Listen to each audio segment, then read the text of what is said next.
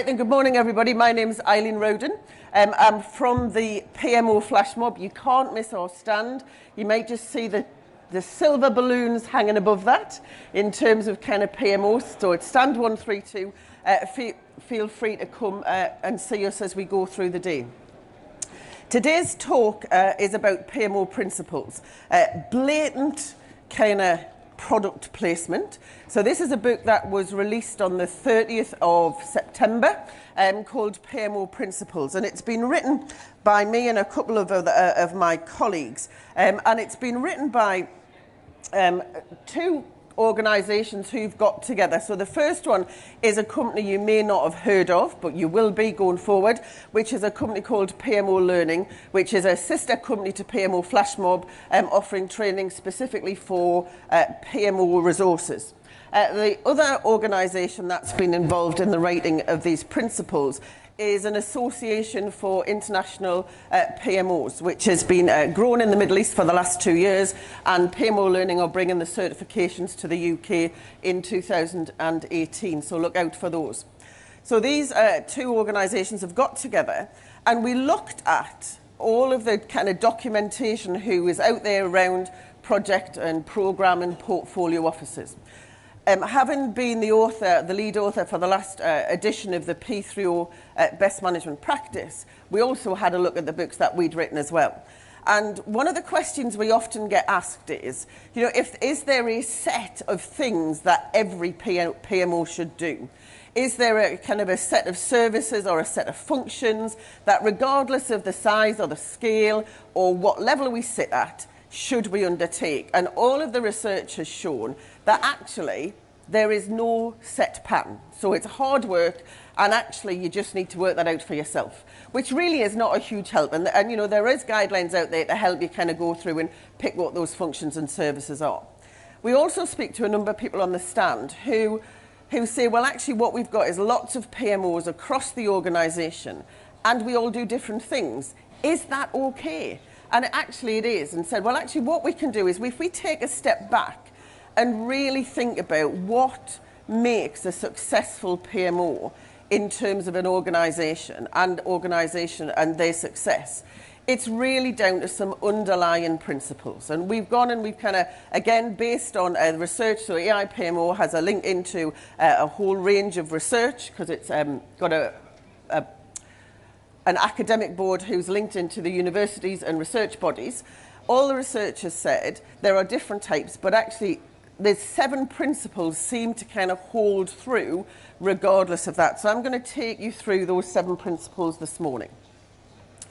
But before that, and we had lots of kind of conversations about, well, actually, what is a principle? Yes, sometimes we like to think of ourselves as principled, yes, but actually when you start asking people, well, what is a principle?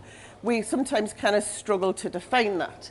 And even, she says, pressing the button, even putting the definition up sometimes doesn't help. Okay, so that's the kind of standard dictionary definition of what a principle is. So when we kind of talking through principles, and we look at this kind of, it guides actions and behaviours. It actually is overriding and sits above lots of rules and regulations. So we often sit in organisations who have rules, yes? And if we follow the rules, the world will be okay, yes? If you work in an organisation that works on principles, you tend to have a lot more latitude to kind of adapt what you do, how you behave to the situation. But we still want to have some overriding guidance in terms of what that means. So a very straightforward example of that is, I'm sure we've all phoned a number of businesses, and you get the standard kind of telephone greeting. Hello, my name is da-di-da-di-da. Thank you for phoning da-di-da-di-da. We're very pleased to have your call. How can I help you? And you know that regardless of who you phone in that organisation, you are always going to get the same message. Other organisations who expect the individuals to use a bit of their personality and adapt to the other person on the other side of the phone says, the principle is, when the phone gets picked up, you need to be cheerful and greet the caller. yes, which leaves the individuals to say hello in whatever way is appropriate and deal with whatever mood or conversation that the caller is having. Yes, so very different. If we've got principles, we've got latitude to choose what we do. If we've got rules, we have to follow, which sounds great. The difficulty comes in is when you've got a situation which has an increased level of complexity. Yes, trying to create rules for every situation is just incredibly difficult and often impossible. Yes, if we're in a very simple situation, say if it's black, do this. If it's white, do that. If all of a sudden there's 20 shades of grey in between, we've now got to create another 20 rules to tell us what to do with each of those shades of grey. And that's before we start bringing in all of the other colours of the alphabet. Okay? So what we see is many PMOs try to create rules that have to be undertaken through kind of from the projects, or they create rules around what services that they're being providing. And we say, actually, you can't do that. You have to recognise that actually the context that the PMO is in will differ, and therefore we need these kind of underlying principles to guide us to decide on the functions and services and how we deliver projects in our organisation. So let me go through these 7 principles. So the first one is senior management, sponsorship and engagement. Now this one really shouldn't be any surprise to anybody. Yes, it is in, yes, every PMO manual. If you're going to set up a PMO, the whole scope and the kind of the mandate for your PMO is determined by the level of engagement and who you're engaging with. Yes, if you've got a level of engagement with the senior exec, that will drive some very different processes and functions than if you're engaging with the local project manager, or you're engaging with a project, a portfolio manager or a program manager. Yes, so this level of engagement is really important. There is a difference, though, between engagement and sponsorship. Yes, we can talk to lots of people and everybody thinks, yeah, absolutely a great idea, Eileen, for the PMO. But nobody actually wants to usually kind of put their hand in their pocket or create a mandate or do the things that are required to allow that PMO to function successfully. So it's really important that we actually kind of strive through our engagement to actually get true sponsorship. And sometimes we may not be able to get sponsorship for a full PMO. Very often what we see is sponsorship for individual functions or individual services within that PMO. So we may have a relatively loose mandate from senior exec that we want a PMO, but we may engage with the finance director who says, actually, there is a set way now to do project costing across our organisation, and we're going to work with the PMO and provide the kind of the structure and support the function and services that that PMO is going to provide. Moving from that step from engagement through to sponsorship is not an insignificant task. So we just need to kind of recognise that. So we may have, yes, engagement with PMO as a full entity, which is ideal, but not always possible. And sometimes we will just have, as I say, sponsorship for individual services. And there are no magic tricks, yes, for moving from engagement to sponsorship. It's hard work, and it's about building relationships, about building your credibility and all of the things that we've seen in standard text. So I don't think that kind of senior management sponsorship and engagement is really a surprise. The second principle is about governance alignment. Okay? What we do in the PMO has to be aligned with corporate governance and also the governance that they're going to have over projects, programs and the portfolio. Okay? So, and not only that, all of the functions and services that are provided by the PMO need to be aligned to those governance processes. So it can be something kind of quite straightforward. Worked with an organisation a number of years ago where we went through the governance procedure, got the budget agreed for the project manager is working on the project, and whenever a purchase order was raised, instead of going to the sponsor for approval, the only person who could approve a purchase order was the line manager of the project manager. So the line manager, the delivery manager would press the yes, that's okay, regardless of what the sponsor thought about the spend that had been approved or not. So interesting in terms of it's not just the functions and services, but it's actually some of the kind of the systems we use as well. It's also quite interesting in terms of some organisations, the PMO managers feel it's within their gift to stop and start projects. And again, we need to think about, well, what does that mean in terms of the role of the project manager, the programme manager, and the various committees that a lot of us have to go to now to get monies from projects. So we need to be very clear about what that governance is. In terms of from a PMO perspective, a lot of that governance structure needs to be set up by the PMO sponsor. And again, goes back to why Principle 1 is so important. Unless we get that real sponsorship by senior management, they will not take the time to make sure that the governance is aligned to empower the PMO to do what they need to do. Once that governance is set up, then the PMOs are there to manage the functions and services that sit within that governance structure that's been set up. The third principle is this good old one about information that we provide. Okay? Now, how often as a PMO have we been shot as the messenger, or we've produced a report and somebody has said, Eileen, you've got that report as saying 0.25, I'm sure it's 0.21. And you kind of think, you know, in the grand scheme of things, that's probably not the biggest of your worries, but it tends to be picked up. So the whole kind of, and again, this is a real challenge. Whatever information we provide, so whether that is around our project list, how many projects we've got running, or it's some detailed calculation in terms of the kind of the prioritization of projects, or it's the current status of some projects, we need to make sure that that information is consistent, accurate and timely. The transparent bit is a little bit more interesting. So the transparent bit, what we're not saying here is everybody should see every bit of information. So if you do detailed project costing, I can calculate if Joe Bloggs has cost the project this amount of money for 3 hours work, I can multiply that up and actually work out their annual salary. That's not what we're talking about. But none of the information should be put into a black hole and come out as something different the other side without a clear understanding about whatever processing is done by that. Who's created that information?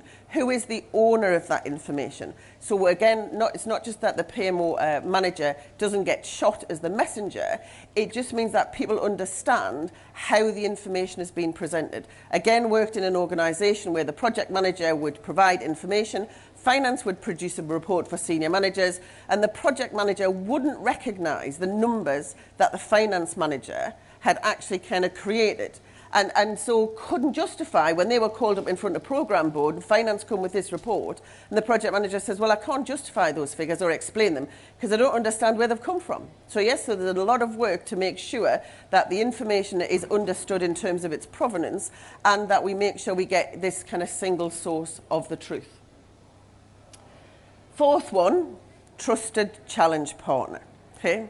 So quite often we are seen to be agitators, and you know that's absolutely fine, and we challenge. We shouldn't be going around, we often see pictures of PMOs as policemen, and I'm not suggesting that at all, but we need to be in a position where we can have a conversation and question and challenge the decisions that have been made. And it goes back to the PMO being a support function and a decision enabling function. We're not there to make decisions about projects. That's what project managers, program managers and the exec are for. What we should be doing is being able to hold up a mirror to the organisation and say, let me just play back to you the decision that you're making and let's explore what the implications are about that and making sure we're absolutely happy with those kind of wider ramifications of the decision about to be made. Now, in a lot of organisations, that doesn't come very easily, yes, because what they just want is the data and they will make their own interpretation of that. And how we do that challenge can vary from very much formal to kind of informal processes, and it can actually be done kind of on a face-to-face or almost a kind of a distance level. You know, and the classic kind of, even though it may seem kind of quite formal, but is at a distance, we may just write a checklist. yes, and say to the project managers, yes, when you're going through and writing your business case, just make sure you tick all of these boxes. There we go, tick box exercise, right? But which sometimes they do, but at least what we're trying to get them to do, and a template is the same, we're trying to get them to think through how they covered off all of the bases. So that, you know, is the kind of probably the kind of most frequent type of challenge we do. At a more senior level, what we might be doing is actually sitting at a program board and on behalf of the executive asking some challenging questions, yes? And it isn't because, yes, we're trying to be a pain in the neck, though some of us do that very well, yes? It's about making sure the organisation makes the right decisions with their eyes open, yes? And having an understanding of the data and the projects that sit within that, we should be in a position where we can actually aid that conversation.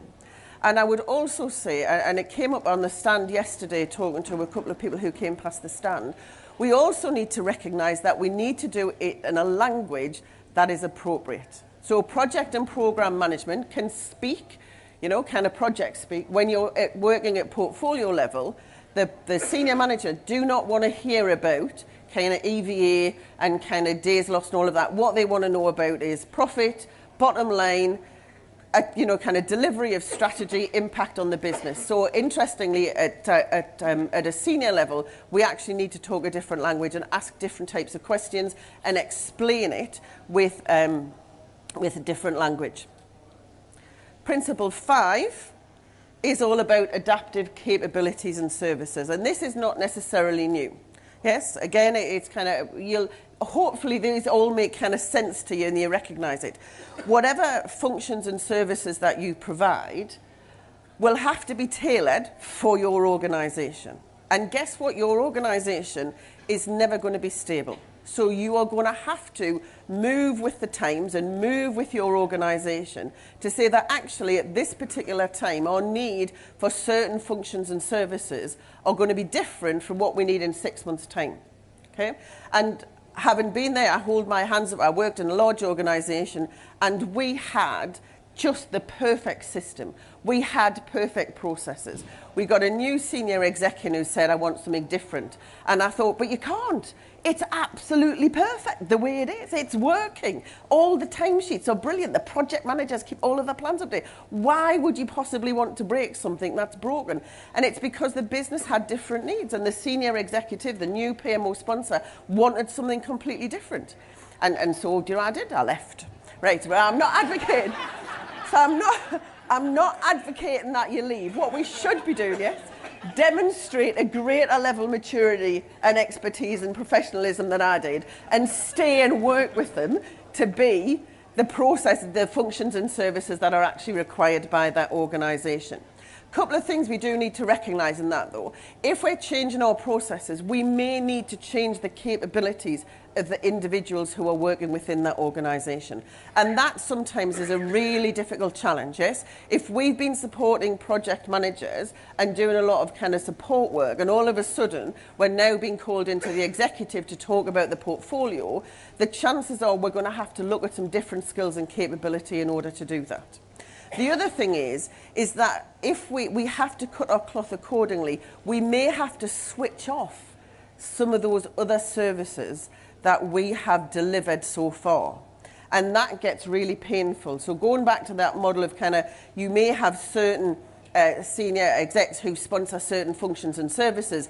If you're going to kind of switch them off or reduce the amount of manpower that's required to support that, there's an interesting conversation, and that whole stakeholder engagement and sponsorship has to be maintained through that, through that quite difficult process. Sixth principle, conscious of the time, somebody should have flashed up something. Conscious of the time, sixth principle is practice what you preach, or lead by example, which is probably a more polite way to do it. There are times I've gone into organisations and they've said, we're rolling out project management across the organisation. And I say, great. Can I just see your project plan? And they say, what do you mean? Well, surely you're demonstrating how good project management is by using all of the processes you're about to force other project managers to do when you're actually rolling out this project. Oh, no, we don't see the need for that. Well, if you don't see the need for it, why on earth should any project manager see the need for it? Yes. If you don't have a risk register, why should they have a risk register? Yes. We cannot sit there and deliver projects and change those services and not actually follow the processes that we say and are advocates of, and say, well, actually, this is the best thing since sliced bread. Project management is going to revolutionize the business. Having a risk register has real value because it stops us falling into kind of unnecessary traps. But then we don't do any of that ourselves. It's also a really good way to pilot some of those processes. And if ever you want an exemplar, yes, somebody says, can you tell me what a good business case looks like? And say, look, this is the business case we put together for rolling out project management. Yes? How many of us in the PMO have got exemplars from the projects that we've delivered in terms of rolling out changes? Yeah? So that's the sixth one. And the final one is this continuous improvement mindset. So it's not about a case of doing continuous improvement, it's about that should be our general mindset, yes? We constantly want to improve the functions and services and project delivery within our business. It's quite interesting when you do a P3M3 assessment. For those organisations who are really low in P3M3 assessment, yes, and they're just kind of starting off on their project management journey, they overinflate how good they think they are, yes? As organisations get more mature with project and programme management delivery, they actually start seeing all of the possible things they could do better and actually mark themselves down.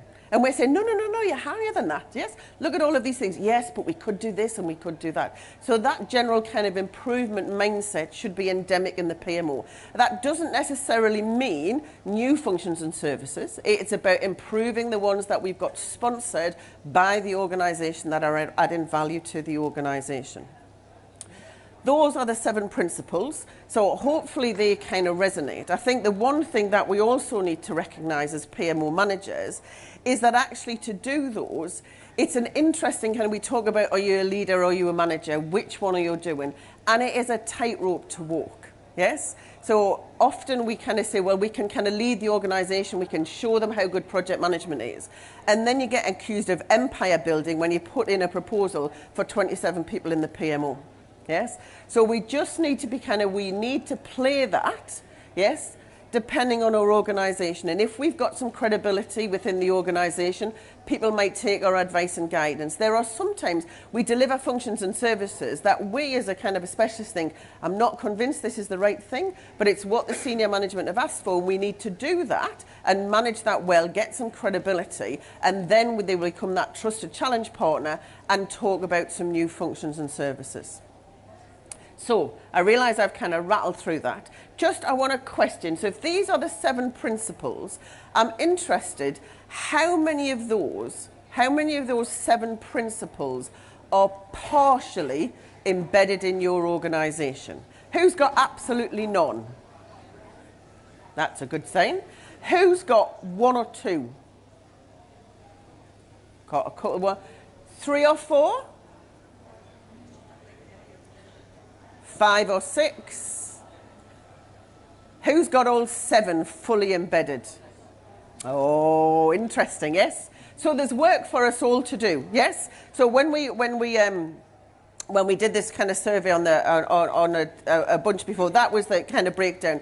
Very similar to yourselves in terms of quite a people around the kind of 3 and 4 and a few more at the 5 or 6. So that's kind of partially embedded. Let's go for the harder question.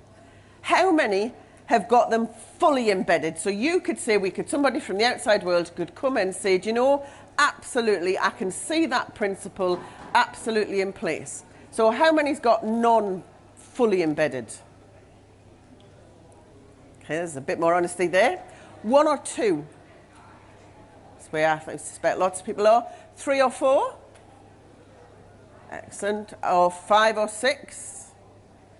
Oh, we've got 1 at the back. We're going to come and see you later and ask some questions.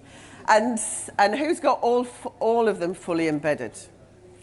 Interestingly, and again, a kind of a similar split. So we've got probably more in our survey that have got none fully embedded. So there is work for us all to do. There is no particular answer in terms of kind of how to get there. It is hard work, and it is professional judgment in terms of understanding your organisation and looking at how best to do that. So I hope you've enjoyed that. I think I'm on time. We've got time for a couple of questions. There's a roving microphone. Anybody got any questions? If you don't want to do them in open forum, you're welcome to come and see us on, or well, come and see me now or on stand 132. Got a question over here? Please make it an easy one. Hard ones we can do at the stand. Thank you for your presentation. I think one of the areas where a lot of us maybe struggle the most is that challenge partner. And I'd love to hear some more from those that contributed to these principles and yourself around how you continue to build that trusted relationship. You gave an example of doing something maybe you don't fully believe in and building that trust. Are there other examples you've seen be successful, especially to win over if you have some of the senior management support and you really need someone who's holding out? Okay. We did at the PMO Flashmob, we did a senior manager's lunch a couple of years ago on moving from portfolio reporting to portfolio management. So lots of people think they do portfolio management and they don't, they just report on the portfolio. And we talked to a number of organisations who'd actually kind of done that transition. And it was not about saying portfolio management is the best thing since sliced bread. It will help you deliver your strategy. It was about listening to the business problems and about saying, actually, this is how we can help without using any of our project management language. It's about demonstrating that we understand their business issues and we can help, and whatever service that we are suggesting actually answers their problem. And it's not something we're doing because a textbook says it's a good thing to do. So it's about listening and understanding the business. One more question, are we going to close down? Well, hopefully, as I say, come and find us at the balloons. The book, the PMO Principles, is now available on Amazon. And hopefully at some point I can put a doctor in front of my name, as well as the other two, because that annoys the life out of me. And one final thing is, at 3 o'clock this afternoon, we're having a careers workshop at stand 132 at the PMO Flashmob. So if you've got any questions around PMO careers, come in during the day, jot them on the board, and then we'll deal with them at 3 o'clock. Thank you very much for your time.